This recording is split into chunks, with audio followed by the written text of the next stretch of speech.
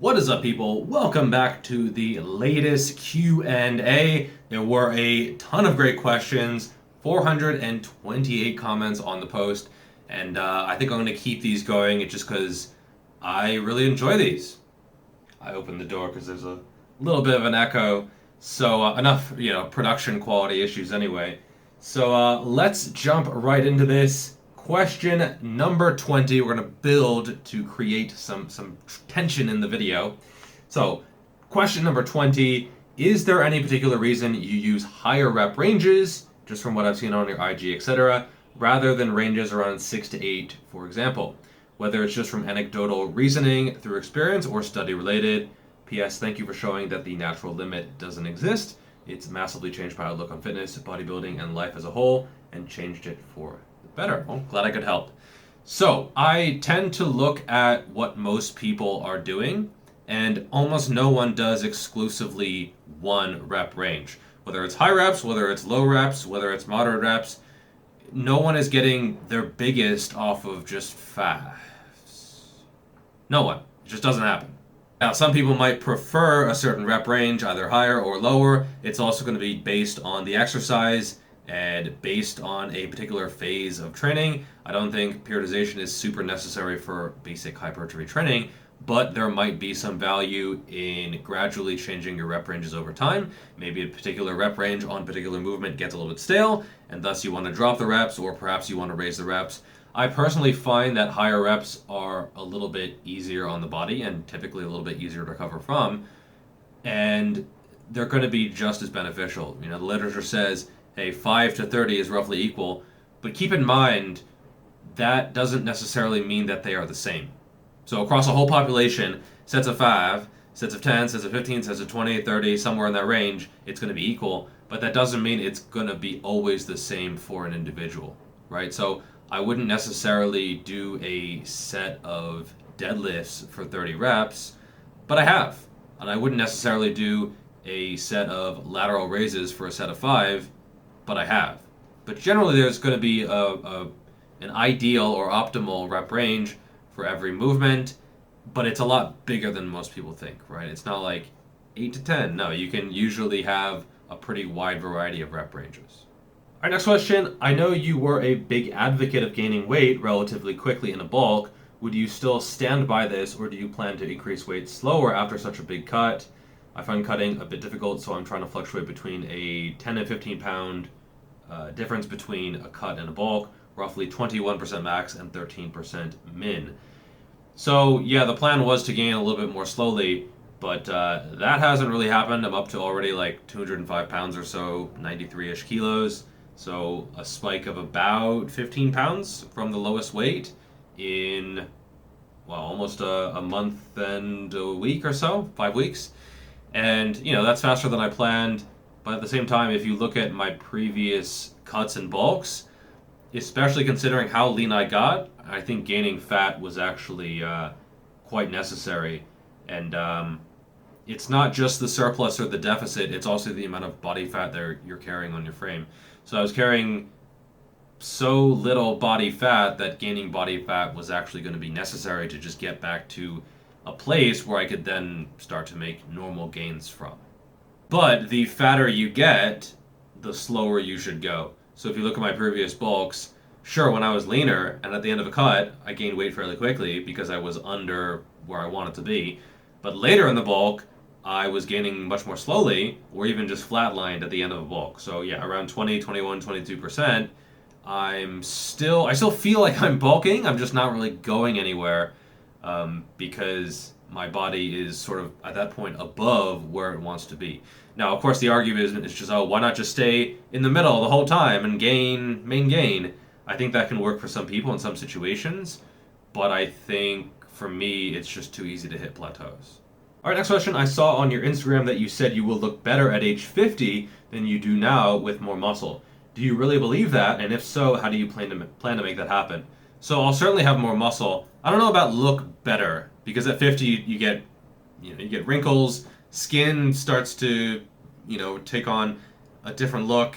It might actually look better in some ways because the skin thins a bit, but I will likely have more muscle, right? I've only been training 8, 9 years, and so given how young my training age is compared to a lot of other people, I think that is very, very plausible. Bodybuilding is not like sprinting or some kind of hand-eye coordination sport where people peak fairly early. It takes a decade and a half to really get very, very close to your potential, and then it's a lot easier to maintain than some of those other sports. As for how I plan to make that happen, well, just all the things that I talk about in all my videos and my books and everything, like it's not any different. It's just over a longer period of time. All right, next question. What are your thoughts on the principle of diminishing returns, aka a bit more minimalistic training approach than yours? Okay, so he's saying a lot of people put a lot of time and effort into their training. Compared to 6 days per week, how would 3 or 4 days per week be? I think that's totally fine. There's nothing wrong with getting 90% of the results. In fact, if most people can cut their time in half and get 90% of the results, that's a lot better overall. So I have no issues with that. You have to keep in mind, again, I'm in the fitness industry. This is my passion, my job, my career. And so as an entrepreneur, I can sort of schedule my day around exercising. It's what gets me out of the house. It is a cornerstone of my day. But I don't necessarily advocate that for everyone. If you are very, very busy or you have other obligations, yeah, there's nothing wrong with 3 or 4 days a week at all. And that might be what is right for you. And you don't have to maximize your physique, right? Like some people hop into this thinking, oh, I need to hit my genetic natural muscular potential. You don't. No one's going to hit anyway, but you don't even need to get as close as you think you need to get. You can get to 80 or 90% of it, whatever it is, through a fraction of the effort and time and energy. Our next question, what are your thoughts on bulking plus recomping as an alternative to bulking and cutting? Basically, perpetually adding in small increases in calories here and there over time as body composition dictates. It seems a little bit like a rephrasing of Maingaining, which is infamous, but this interpretation in particular is a little bit more specific a la gravity training.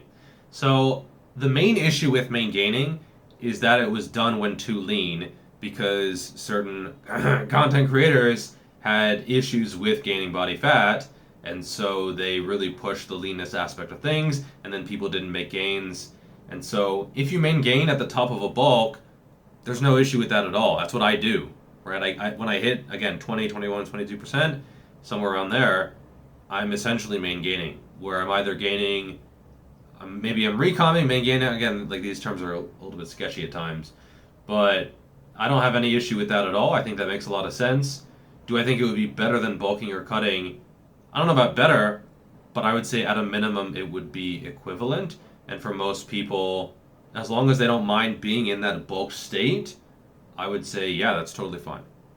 All right, next question, number 15. Alex Leonidas made a video discussing him targeting muscles with more exercises and less sets. For example, instead of 4 sets on bench, he'd do 2 sets of incline and 2 sets on pec flies. I noticed that you train in a similar fashion. What led you to train this way, and what benefits have you noticed from it? Thank you for the quality content and attempted jokes.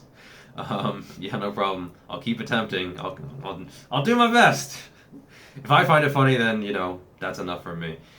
So, I sometimes do this, but sometimes I'll do 4, 5, 6 sets on a given movement, especially if it's a movement where I feel like I need to take multiple sets to get in a groove.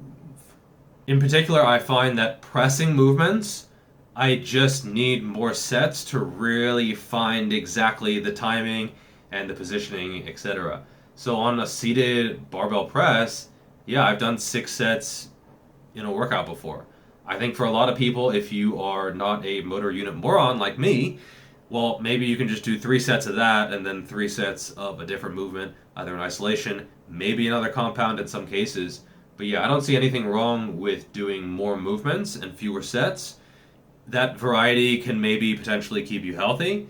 And also, yes, you are hitting the muscle in a slightly different way.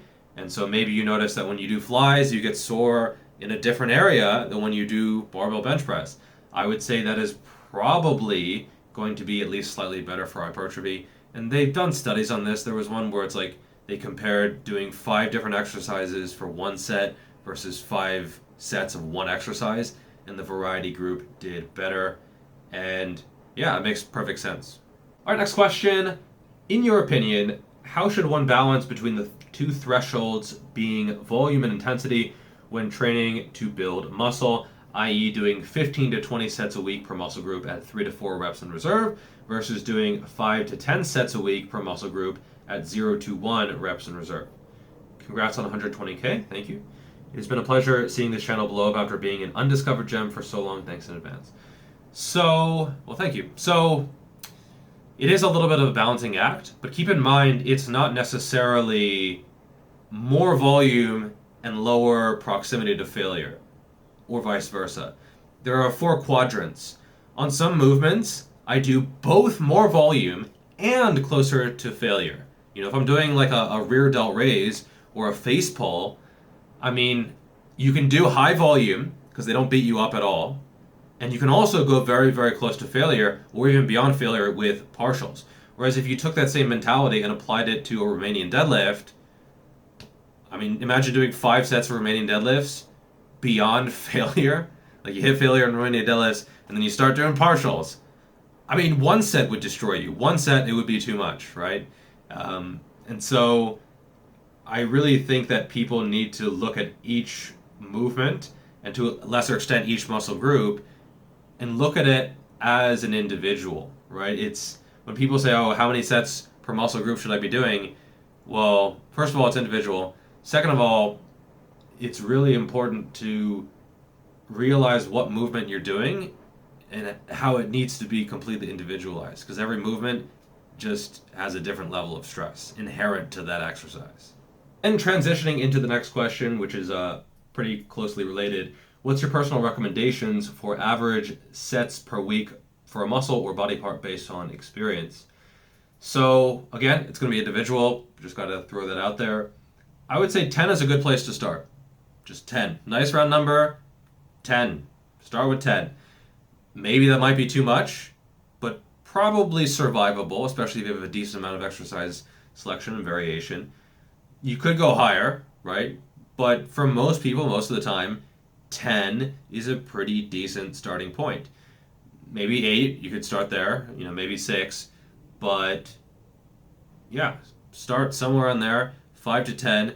And if you can't get results in 10 sets per week, for most people, I would focus on other things like technique or proximity to failure before you really start to scale the volume up. By the way, this video is sponsored by Boostcamp. They are an app where you can log your progress. You can have access to some of the best programs in the fitness industry. I myself have 2 programs up on the Boostcamp app, Rampage and Ravage. Ravage is a 6-day per week plan that I have been running for the past few years, and I have seen excellent results. A lot of other people are seeing excellent results as well. I keep getting messages from people who are making those sweet ass gains. And so if you want to check it out, I will leave a link in the description. And once again, thank you to Boostcamp for sponsoring this video. Next question, what do you think about doing full body 5 or 6 times per week without increasing volume, therefore around 2 to 3 sets per muscle group per day? Would this yield better results than an upper-lower split or PPL with the same volume as the quality of volume is increased? So I've tried this a few different times. For me, I tend to run into recovery issues even with the lower volume. So I personally am not a huge fan of this. It can work. Keep in mind your split, although this isn't really a split because you're doing everything every day. Keep in mind it's just a way to distribute volume. Okay, so if you can keep the efforts in check and you don't overdo things and you're able to recover, and you have reasonable exercise selection, sure, I think it can work. You have to be very, very sensible with recovery though, as well as how you distribute everything. Don't have like deadlifts, then Romanian deadlifts, or don't have Romanian deadlifts and then back extensions, right? They're both sort of lengthened focused movements. But you could do RDL and then a standing hamstring curl, which is more contraction focused, and you'll be sore the second day maybe, but it's not really an issue because you're focusing on more of a contraction-based movement. So I would say give it a shot. You know, you'll probably have to make adjustments. It'll probably take a few weeks to adapt to it.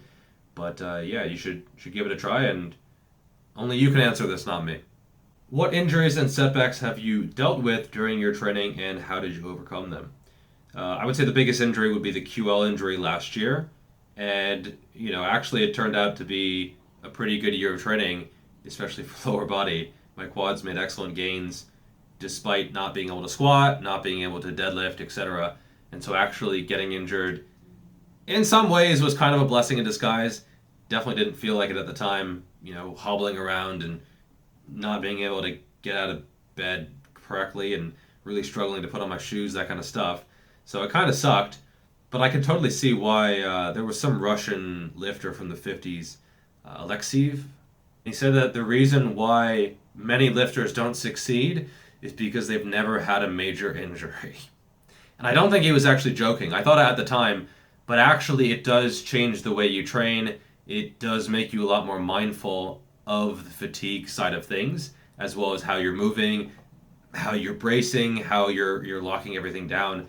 And so when he said that, I think he was being completely genuine. It's just that most people who haven't gone through that, they think it's all negative. And it's a lot of negative, but it's a lot of positive as well, at least if you try to find the positive in the situation. Next question, what strategies for muscle growth have you tried employing which relatively failed? Good question. I've never actually had that before. I would say a few things. Super strict form. I did that for a while. I just heard online, oh, you gotta have the mind-muscle connection. You gotta really feel the muscle squeeze and contract. Didn't really get anything out of it in hindsight. I don't think I lost muscle, but I definitely didn't gain anything. I would say chasing volume was a big one. You know, back in 2018, 2019, you get all these studies saying that volume is the main driver of hypertrophy. And the trouble is when you chase volume, everything else kind of goes to shit. So your technique doesn't matter. It's just volume, right? It's just how much can you write in a training log? So your proximity to failure doesn't matter. Any of these other variables, which are absolutely important, you know, suddenly they kind of just got shifted out of the forefront of my vision because I was just chasing that volume. And I was doing a lot of sets, but didn't really grow as much as I should have. All right, next question. Are injuries always inevitable? Can they be mitigated completely, or will mitigation just reduce the severity? So I would say it depends on your goals. If you're really focused, really driven, really trying to maximize things, I would say, yeah, at some point you're going to pick up some injury or another. I'm not saying it's the goal. I'm not saying it should happen on a very frequent basis. But if you train your ass off for 10 years, yeah, you're probably going to get something. I'm not saying it should be something that requires surgery. I'm not saying it should be, you know, every 2 or 3 months. But man, when I talk to most lifters who have been at this a while, there's always something, right? It might only be one thing, but there's almost always something, right? And I think that if you're the kind of person who is really pushing things to the fullest extent, it's probably going to happen. That being said, for most people who go to the gym, yeah, I would say they're not inevitable because most people are not actually all about that life. Even if they may be claimed to be, they're not actually, right? And so they miss training days. They're not really going to be pushing things to the extent where injury can actually be justified. And their goals are fairly low in a lot of cases anyway. And so, you know, if you just want like a decent physique or you just wanted to be healthy, no, injury is certainly not inevitable. All right, next question. With regards to the post-bulk maintenance phase, how necessary is this and for how long should this phase last? You mentioned that this phase can be good, but there's limited answers on how long it should last. Pretty much as long as you want. You know, I think that's quite productive time. It could be a month, could be 3 months, could be 6 months. You know, if you're feeling good and you're at the end of a bulk, you can kind of just keep going and going and going without cutting. Maybe you can throw in a mini cut. You know, I don't think you necessarily need to plan this out years and years in advance. You know, I see some guys where it's like they have their bulking and cutting planned out 5 years or 10 years in advance. I guess you could do that if you really want, but I think there has to be some flexibility in the plan as well. And so I would say anywhere from 1 month to 6 months. If you're going to do it, I don't think that's worth doing less than 1 month. But yeah, it can be quite a long time. All right, next question. You mentioned how many advanced lifters don't time their rest between sets. It's not just many, it's almost all. It's very rare to see an advanced lifter with their stopwatch out and really focusing on timing their rest periods exactly. Plus, you don't even know how to time it exactly most of the time anyway, because you have to set up for the lift. And so, does that time count where you're getting in position for the bench press and you're unracking it before you're doing the set? Like, you do have to take that into account. I would say it's not an interval, right? It's not something where the rest period is a main focus that can drive adaptations. If you're trying to maximize your VO2 max, yeah, you're doing 1,000-meter intervals or something, and you want that strict, say, 2-minute rest period, yeah, because 3 minutes will dramatically change your performance, and 1 minute will also dramatically change it, and so at that point, yeah, you don't know if you progressed or not. But for lifting, I think you can go by feel, because the interval between lifting is not nearly as important. And sure, if you don't time the rest period, you don't know for sure if you got better or worse because maybe you rested longer and you actually got worse even though you gained reps. In reality, if you have decent work capacity, that is not much of a concern, okay? If resting 3 minutes versus 2 minutes dramatically improves your performance, well, maybe you should rest 4 minutes to actually get even more performance back.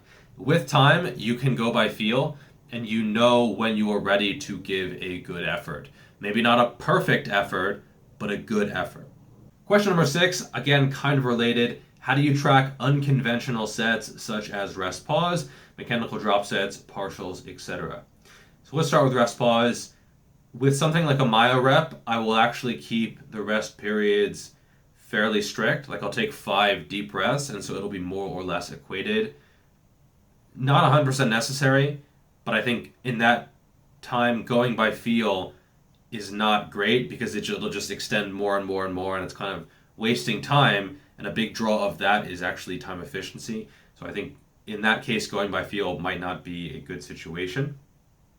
Mechanical drop sets, I tend to just write as one set. So if I'm doing, say, rings turned out push-ups or flies or something, where I'm trying to make it difficult and go to failure, and then I'm making it easier as I actually hit failure to prolong the set, I don't see how you would exactly measure how much you were making it easier every single rep. What do you look back at the video and you're calculating joint angles or something? Not really practical. And so for a lot of ring training, I will just write 1 set or 2 sets or 3 sets. However many sets I did, I just write that in the training log. Same thing for, let's say, a set of adductors. I did a set of adductors yesterday. I've maxed out the machine. You know your boy's got those thunder thighs. And so I'm actually resisting with my arms as well, right? And so do I know how much I'm resisting with the arm? Like, am I trying to feel how much my arms are contracting that I'm resisting myself? No. Like, at a certain point, I think you can't really track it, and trying to actually gets in the way of your effort. If you're thinking during the set, in a lot of cases, you're probably doing it wrong. Let me think. Don't think. Feel.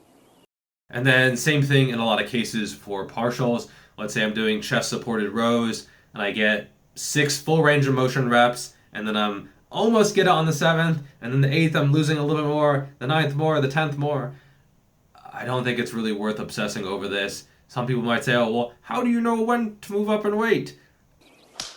You feel when to move up in weight, and people hate that answer. They hate it. They hate being told that you have to go by feel, but that is the best answer for you, and that is going to be what it takes to actually make this kind of training productive.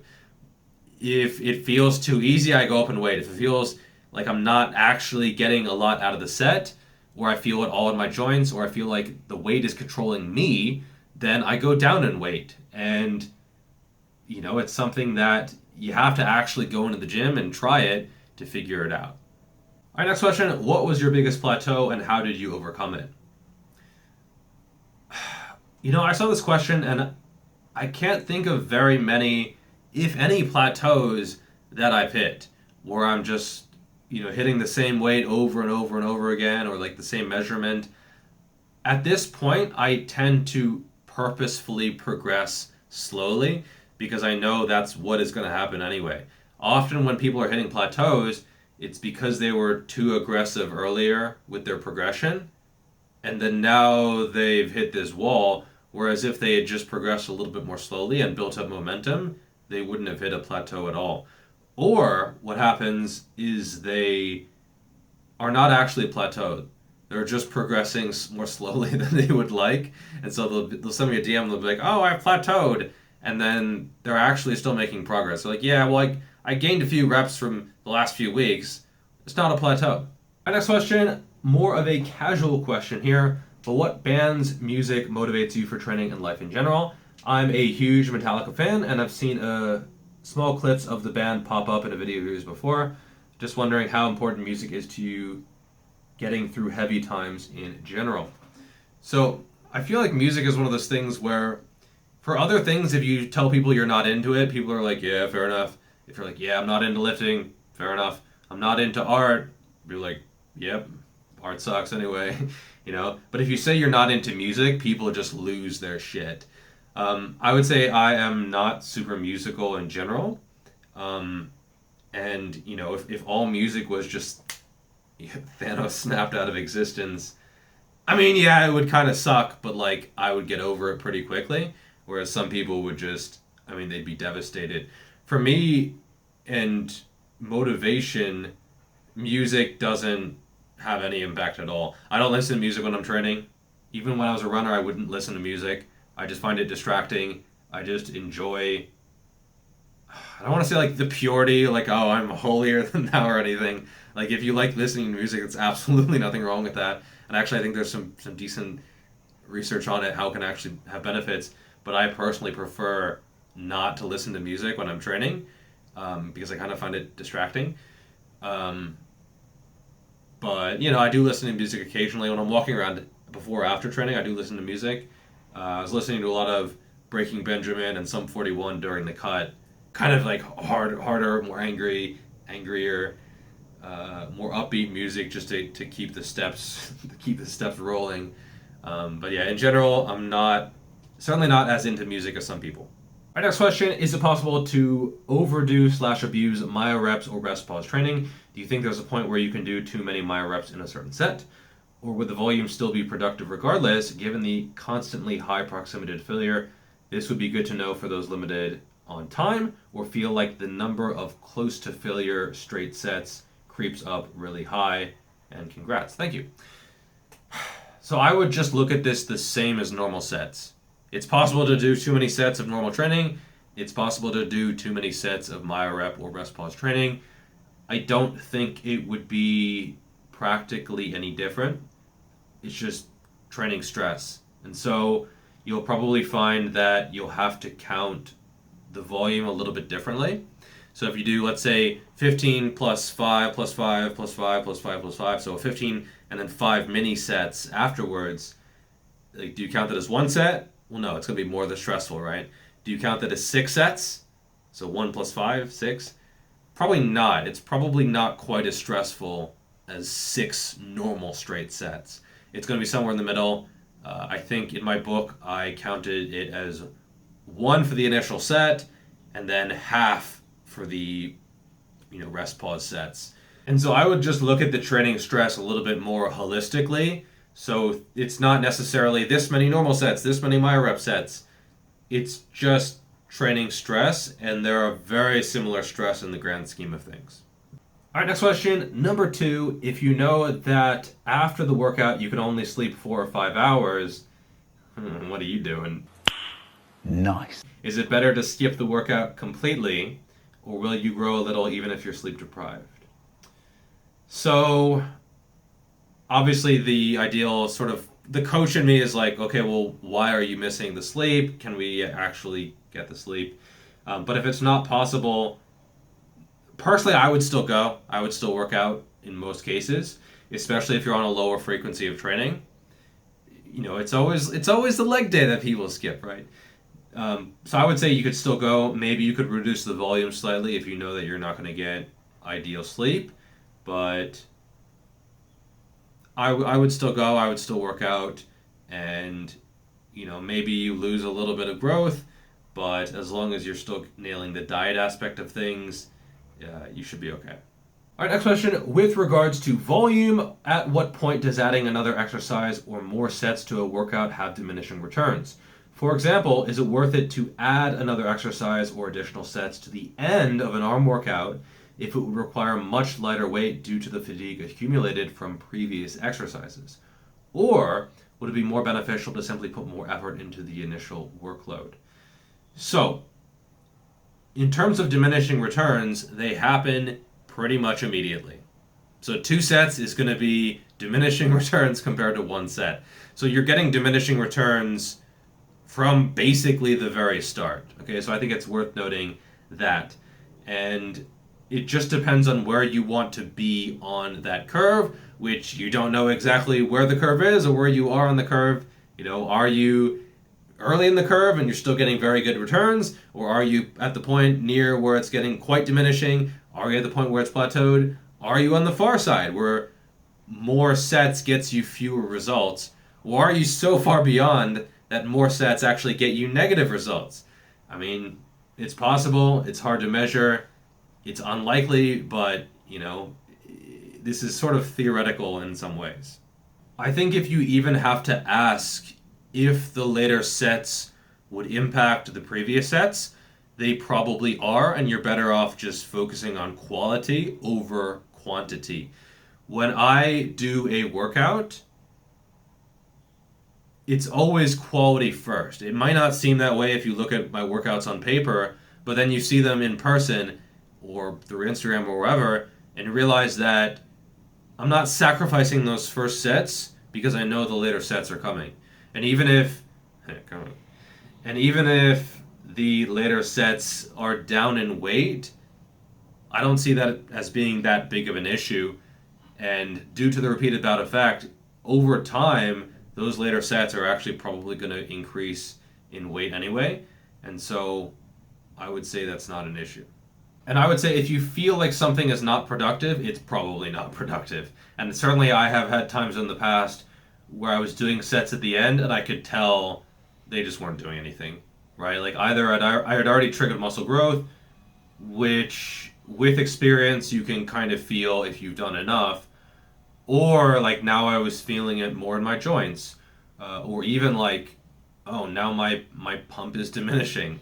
And I don't think the pump is a great thing to focus on. But if you notice that you got a better pump earlier in the workout and now your pump is dissipating, yeah, that's probably not a great sign. All right, that is all for this Q&A. Hopefully that helped. And thank you so much for the questions. It's really nice seeing how much engagement there was on the post. I haven't done a community post in a long time, and so it's nice to see you guys still getting in the questions. And again, hopefully these answers were of some assistance. For those of you who are looking to learn more about training, you can check out my books. I will link them in a pinned comment. Thank you so much for people who've already gotten them. It is very much appreciated. You keep the channel going, and I will see you in the next video. Peace.